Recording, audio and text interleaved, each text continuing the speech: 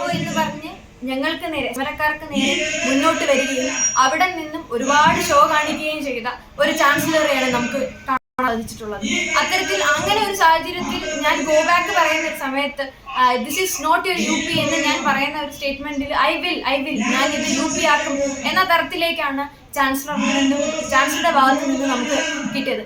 അത്തരത്തിൽ ഞങ്ങൾ ഉടനെ തന്നെ അറസ്റ്റ് ചെയ്ത് മാറ്റുകയും എന്നിട്ടും 1.25 മണിക്കൂറോളം ഗവർണർ ഇവിടെ ഇരിക്കുകയും ആ ഇരിക്കുന്നതിന്റെ ഫലമായിട്ട് ഗവർണറുടെ പ്രേരണയിലാണ് ഒരിക്കലും ചുമത്താൻ പാടില്ലാത്ത 124 വളരെ റയറായി മാത്രം ഇടുന്ന 124 ഞങ്ങൾക്ക് നേരെ അദ്ദേഹത്തിന്റെ അധികാര ദുർവിനിയോഗം കൊണ്ട് തന്നെ അവിടെ ഇരുന്ന് അത്രയും പ്രഷർ ചെലുത്തിക്കൊണ്ട് തന്നെ അത് ഇടിയുകയും അത് 12 സഖാക്കൾ ഞങ്ങൾ 12 സഖാക്കൾക്ക് മേലെ 124 ഇട്ട് ചാർജ് ചെയ്ത് അതിന്റെ FIR കോപ്പി കിട്ടിയതിനു ശേഷമാണ് ഗവർണർ ഇവിടെ നിന്ന് പോകുന്നത്.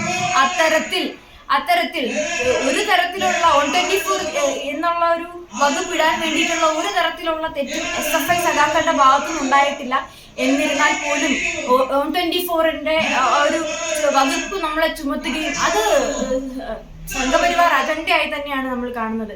ഇന്ന് നമുക്കറിയാം, ഇന്ന് ജനുവരി 30 ജനുവരി 30 രക്തസാക്ഷി ദിനമാണ്. മഹാത്മാഗാന്ധി RSSകാർ കൊന്ന ദിവസമാണ്, വെടിവെച്ച് കൊന്ന ദിവസമാണ്.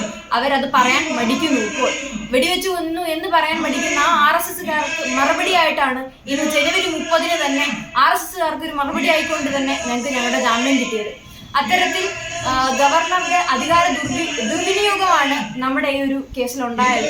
അതുപോലെ തന്നെ ഞങ്ങൾ ജയിലിലേക്ക് പോകും ആ ഒരു തരത്തിലേക്ക് ഗവർണറുടെ ആ ഒരു പ്രശ്നം വന്നപ്പോൾ തന്നെ ഞങ്ങൾ ആരും ഭയപ്പെട്ടില്ല, ഞങ്ങളാരും കരഞ്ഞില്ല, ഞങ്ങളാരും ഒച്ച വെച്ചില്ല. ഞങ്ങൾ ജയിലിനെ അഭിമുഖീകരിക്കാൻ, ജയിൽ എന്നുള്ള ഒരു രീതിയിൽ നമുക്ക് ജയിലിലേക്ക് പോകാം എന്ന തരത്തിലേക്ക് നമ്മൾ മാനസികമായി നമ്മൾ പ്രിപ്പയർ ആയി കഴിഞ്ഞിരുന്നു. കാരണം ഞങ്ങളുടെ സമര സംഘടന അങ്ങനെയാണ്, SFIയുടെ ചരിത്രം അങ്ങനെയാണ്. SFI സമര സംഘടന ഓരോ വിഷയങ്ങളിലും സമരം ചെയ്ത് പോരാട്ടങ്ങളിലൂടെ കടന്നു വന്ന സംഘടനയാണ് SFI. അത്തരത്തിൽ ഞങ്ങൾക്ക് ജയിലൊരു പ്രശ്നമുള്ളതേ അല്ല.